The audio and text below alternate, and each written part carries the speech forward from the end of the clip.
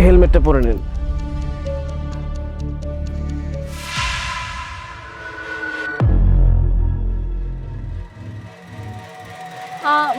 ভাইয়া আমি না এখন যাব না, আমি একটু পরে যাব, আমার একটু প্রবলেম আছে। কি বলছেন ম্যাডাম? আমাকে ম্যানেজার সাহেব বলেছে আপনাকে নিয়ে যেতে, আর খুব স্ট্রিক্টলি বলেছে। এখন আপনাকে আমি রেখে চলে গেলে অফিসে আমার সঙ্গে ঝামেলা করবে। আপনি এক কাজ করুন, আপনার কষ্ট হলে আপনি উঠুন, আমি আপনাকে নিয়ে পৌঁছে দিই।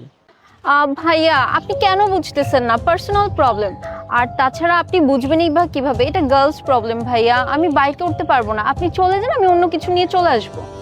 ও আচ্ছা আচ্ছা, ঠিক আছে, তাহলে আপনি অন্য কোনো ওয়েতে যান। কিন্তু ম্যাডাম একটু কষ্ট করে ম্যানেজার সাহেবকে আপনি অবশ্যই ইনফর্ম করে দেবেন, না হয় দেখা যাবে শুধু শুধু আমার সঙ্গে ঝামেলা করবে। আমি তাহলে যাচ্ছি, আর যেহেতু আপনার সমস্যা, একটু সেফলি আসবেন আর টাইমলি অফিস চলে আসবেন। ওকে ভাইয়া, টেনশন করবেন না, আপনি চলে যান, আমি চলে আসবো অটো নিয়ে।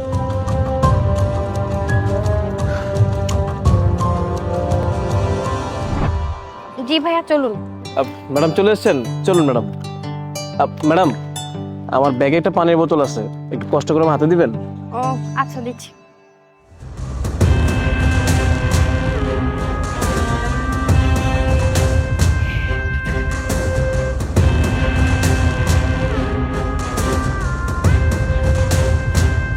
এই যে ভাই।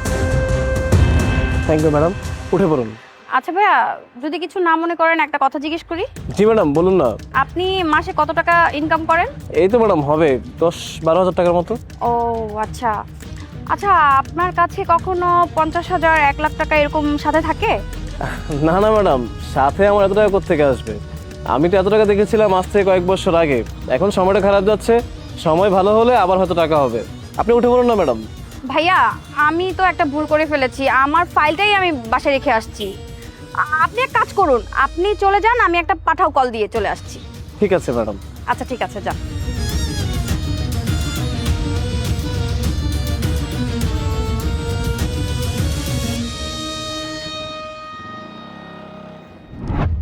ভাইয়া চলেন। ভাই যাবো তো। আচ্ছা ভাই দেখেন তো, এই ফোনটা আমি রাস্তায় পাইছিলাম, তাই ভাবতেছি ফোনটা বেচা দিই, কোনো টাকাও পাবো, আর জিনিসটা পাইছি, জিনিসটা বেচে ফেললে আমার লোকে ভালো হয়। আর যদি আপনি না নেন তাহলে আমি পুলিশের কাছে জমা দেওয়া দেবো। দেখেন তো ভাই, আপনি কিনবেন কিনা এটা? আরে বাপরে, এটা তো প্রায় 1.5 লাখ টাকার মোবাইল। ভাই কত হইলে দিবেন? বেশি না ভাই, আপনি 10-15 হাজার টাকা দিন তাইলে চলবো। 10-15 হাজার টাকা? এত দামি ফোন কম দামে দিয়ে দিতেছে? থাক ভাই, লাগবো না ভাই, আপনি এটা পুলিশের কাছে দিয়ে দিন। কি কোন ভাই, পুলিশের কাছে দিয়ে দিব? মানে আপনি তো অনেক কম দামে পাইছেন ভাই। আর আমি তো চালাইতে পারি না এই ফোন, মানে কেমনে চালা আমি কইতে পারি না। আমি পারলে তো আমিই চালাইতাম। তো এটা বুঝতেছি যে ফোনটা মোটামুটি দামি আছে, আপনি কম দামে পাইছেন ভাই, নিয়ে নেন। এরকম সুযোগ তো সবসময় আসবে না। না না ভাই, ভাই আমি ফোন নিবো না ভাই, আমি যাই না শুই না কারো কখনো ক্ষতি করি না ভাই। আর এই ফোনটা যার হারাইছে সে তো ফোনটা খুঁজতেছে ভাই, আর ওই ফোনের মধ্যে তো কোনো ডকুমেন্টও থাকতে পারে ইম্পর্টেন্ট। ভাই আপনি এটা পুলিশের কাছে দিয়ে দেন ভাই। যে যায় না শুই না কারো ক্ষতি করে, ওই ক্ষতিটা ভাই নিজের কাছে ঘুরে ফিরে আসে। আমি আমারও ক্ষতি করতে পারবো না, অন্য কারো ক্ষতি করতে পারবো না। আর ভাই ফোনটা আমার কিন্তু পছন্দ হয়েছে, কিন্তু আমার যখন সামর্থ্য হইব না, আমি এরকম একটা ফোন কিনবো ভাই নিজের মেহনতের টাকা দিয়া। চলেন ভাই, কিন্তু কারো ক্ষতি করতে পারবো না আমি।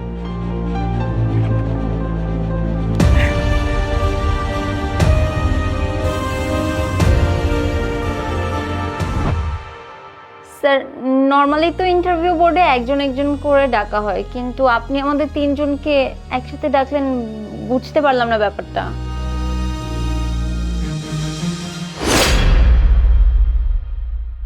How are you? ভালো আছেন আপনারা? আপনি? অবাক হচ্ছেন তাই না, যে আমি যে লোকটা আপনাদেরকে অফিস ট্রান্সপোর্ট সার্ভিস দিচ্ছিলাম, এখন সেই লোকটা চেয়ারে কি করছে? একটা কথা কি, ইন্টারভিউ দিতে আসছেন চাকরির জন্য, শিক্ষা নিয়ে এসছেন, কিন্তু মূলত যে শিক্ষাটা আপনাদের মধ্যে থাকার দরকার, সেই শিক্ষাটা আপনাদের তিনজনের মধ্যে দুইজনের মধ্যেই নেই, একজনের মধ্যে আছে। হয়তো আমার কথা বুঝতেই পারছেন যে আমি কার কথা বলছি। অবশ্য না বোঝা স্বাভাবিক, কারণ যে যার যার মনের খবর খুব ভালো করে জানে। চাকরি করতে এসছেন আমার কোম্পানিতে, আপনারা জব করবেন। যেই মানুষগুলো কিনা কিছু টাকা লোভ সামলাতে পারে না, সেই মানুষগুলো যখন একসাথে কোটি কোটি টাকা দেখবে, তখন কি করে লোভ সামলাবে? তখন লোভ সামলাতে না পেরে একটা সময় আমার কোম্পানিকে অন্য কোম্পানির কাছে হ্যান্ড ওভার করে দিবে। এমন লোককে আমি কখনোই আমার কোম্পানিতে অ্যাপ্রুভ করব না। যে কাজগুলো আপনারা করেছেন সেই কাজগুলো করে কারা জানেন? যাদের মধ্যে লোভ লালসা দিয়ে ভরা। আর আমি এটা বুঝতে পারছি যে আমার সামনে এখন যে মানুষগুলো দাঁড়িয়ে আছে সেই মানুষগুলোর মধ্যে একটা মানুষ ছাড়া বাকি দুইটা মানুষ অসম্ভব লেভেলের লোভী। স্যার আমরা এমন কি করেছি যে আমাদেরকে আপনি লুবি বলছেন? জাস্ট শাট আপ, একটা কথা হবে না। চোরের মুখে বড় কথা না। আপনার মনে আছে সকালে যখন আপনাকে আমি পিক করতে গিয়েছিলাম তখন আপনাকে আমি বলেছিলাম যে আমার ব্যাগে একটা পানির বোতল আছে আর সেখানে কিছু টাকাও ছিল। আপনি যখন টাকাটা দেখলেন তখন আমাকে কি বললেন? যে আপনি বাসায় ভুলে ফাইলটা রেখে এসেছেন, সেজন্য আপনি আমার সার্ভিসটা অ্যালাউ করতে পারছেন না, আপনি অন্য একটা পাঠাও নিয়ে চলে আসবেন। আচ্ছা, কিছু টাকা লোভ সামলাতে কি খুব কষ্ট হয়ে যাচ্ছিল? আরে যে আসল শিক্ষাটা মানুষের মধ্যে থাকা প্রয়োজন সেই শিক্ষাটাই তো আপনাদের দুজনের মধ্যে নেই, যেটাই আমি ওর মধ্যে পেয়েছি। আপনারা দুজন টাকা দেখে লোভ সামলাতে পারলেন না, আপনারা টাকা দেখে নিজেকে বিক্রি করে দিলেন নিজের মনুষ্যত্বের কাছে। আর এই লোকটার কাছে আমি আপনাদের থেকে দামি একটা ফোন নিয়ে গিয়েছিলাম। সে আমাকে বলেছে যে সে অন্য কারো ক্ষতি করে নিজের ভালো করতে চায় না, তার যদি দামি ফোন চালানোর ইচ্ছাই থাকে সে মেহনতে টাকা দিয়ে কিনবে। বুঝতে পারছেন? কথাটা তো ছোট কিন্তু এই কথার ওজনটা অনেক বেশি, অনেক ভারী, যেটার মর্ম আপনারা দুজন বুঝবেন না। শুনুন, আমি আমার অফিসে এমন এমপ্লয়ি চেয়েছি যে কিনা আমার অফিসটাকে নিজের মনে করবে, আমার অফিসের প্রত্যেকটা মালামাল সে নিজের মনে করবে, কিন্তু আপনাদের মধ্যে সেই জিনিসটা নেই। সো আমি আপনাদের দুজনকে এই অফিসে অ্যালাউ করতে পারলাম না। এই মুহূর্তে আমার চোখের সামনে থেকে বেরিয়ে যান, জান বলছি। স্যার প্লিজ, আমাদের না চাকরিটা খুব দরকার স্যার, আমাদেরকে বের করে দিবেন না। যদি চাকরির খুব বেশি দরকার হয় তাহলে কি মনুষ্যত্ব ঠিক করুন। যখন আপনার মনুষ্যত্ব ঠিক হয়ে যাবে তখন আমার থেকেও ভালো কোনো কোম্পানিতে অবশ্যই আপনাদের চাকরি হবে। আর হ্যাঁ, সকালে আপনারা যে টাকা লোভ করেছিলেন সেই টাকাগুলো সম্পূর্ণ নকল ছিল। Get lost, get lost.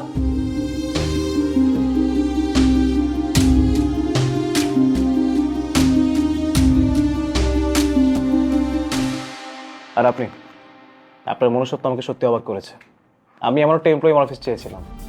আমি আজকে অনেক হ্যাপি যে আমি যেমন এমপ্লয়ি চেয়েছিলাম আমি তেমনটা পেয়েছি। আসলে ওনাদের দুজনকে দেখে আমার মনে হয়েছিল যে হয়তো এই জেনারেশনে ভালো মানুষ পাওয়াটা খুব কষ্ট, কিন্তু আপনাকে দেখার পর আমার সেই চিন্তাটা চেঞ্জ হয়েছে। আপনি কালকে জয়েন করুন। আর হ্যাঁ, অবশ্যই অফিসটাকে নিজে মনে করে কাজ করবেন, কখনো ভাববেন না যেটা আমার অফিস, আপনি আসলেন চলে গেলেন, এভাবে করে কাজ করলে হবে না। সবসময় নিজের মনুষ্যত্বকে শক্ত রাখবেন, ঠিক আছে? জি স্যার, আমি সর্বোচ্চ চেষ্টা করব স্যার। আর এই অফিসটাকে আমি আমার নিজের মতো করে গুছিয়ে রাখবো স্যার। আর স্যার, টাকার জন্য আমি আমার সততাকে বিক্রি করবো না কখনো স্যার। স্যার আপনাকে থ্যাংক ইউ স্যার আমাকে চাকরিটা দেওয়ার জন্য। Best of luck. Thank you sir আমাকে চাকরিটা দেওয়ার জন্য।